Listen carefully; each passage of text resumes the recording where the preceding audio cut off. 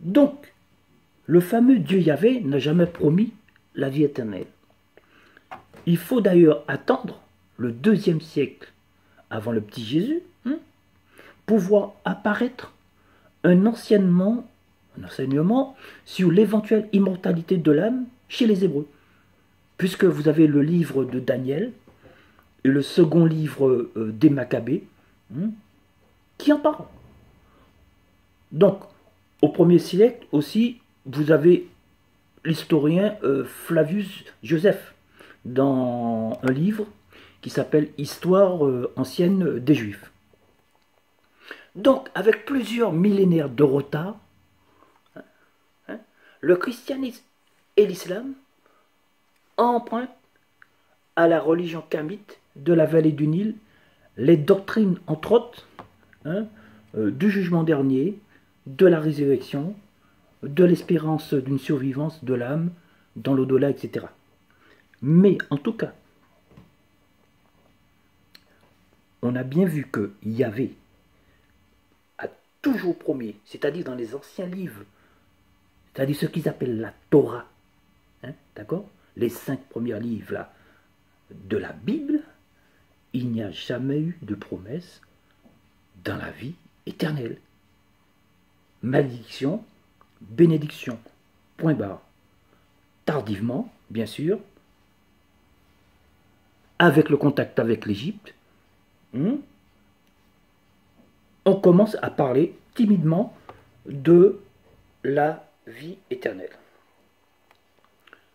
Donc, comment se fait-il que lorsque le chrétien fait son signe de croix, il dit au nom du Père et du Fils et du Saint-Esprit, et que le chrétien veut se persuader que le Dieu de l'Ancien Testament, c'est le papa de Jésus.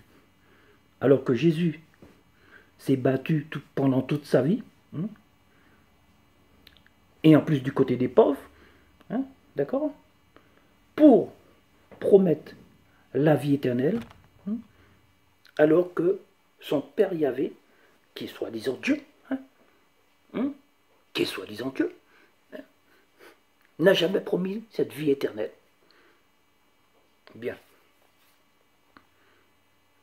On peut dire aussi, si l'islam a repris cela, bien sûr, à son époque, c'est-à-dire très tardivement, on ne peut pas passer sous silence les grandes divergences de cette religion-là, sémite, patriarcale, avec les notions de Maat, de Kemet, à propos du statut des femmes.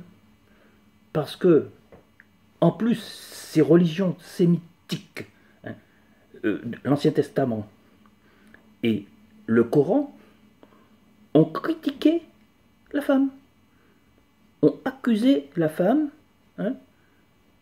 de premier péché dans l'histoire de l'humanité. Bien, en effet, selon le Coran, les hommes sont supérieurs aux femmes à cause des qualités par lesquelles Dieu a élevé ceux-là au-dessus de celles-ci. Vous réprimanderez celles dont vous aurez à craindre l'obéissance. Vous les reléguerez dans des lits à part. D'accord? Vous les battrez, mais aussitôt, il me semble, qu'elles vous obéissent. Ne leur cherchez point querelle. Donc ça c'est dans la sourate 4, verset 38. Bien, donc ça c'est intolérable dans la vallée du Nil. Il faut dire que le judaïsme ne fait guère mieux, puisque pour la Torah, la femme commet, comme je disais tout à l'heure, le premier péché de l'histoire de l'humanité. Donc ça c'est la Genèse chapitre 3, verset 6. Donc le premier péché de l'histoire de l'humanité qui va coûter, qui coûtera la vie à l'homme. Donc, il ne faut pas oublier qu'il y avait dit dans le Lévitique chapitre 27, il me semble, qu'un homme entre 20 et 60 ans vaut 50 cycles d'argent, alors qu'une femme ne vaut que 30. Bien. À tout à l'heure.